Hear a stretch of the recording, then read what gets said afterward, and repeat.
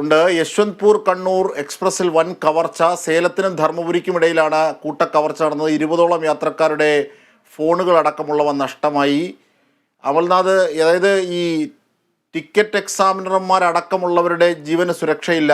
അതിനെ തുടർന്നാണ് ഇപ്പോൾ ഇത്തരത്തിലുള്ള മോഷണ വാർത്തകൾ കൂടി ട്രെയിനിൽ നിന്ന് വരുന്നത്. എന്തൊക്കെയാണ് ഇതിന്റെ വിവരങ്ങൾ?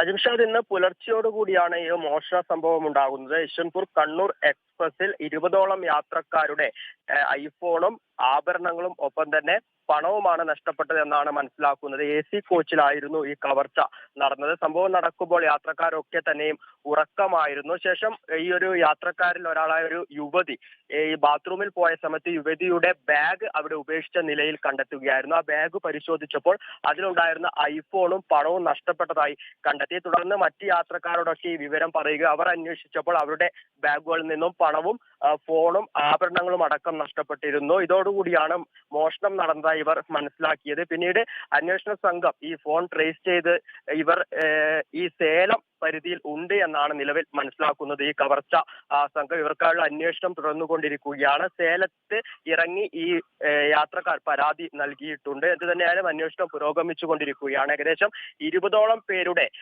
ഐഫോണും സ്വർണ്ണാഭരണങ്ങളും ഒപ്പം തന്നെ പണവുമാണ് നഷ്ടപ്പെട്ടതെന്നാണ് മനസ്സിലാക്കുന്നത്. ജിംഷ.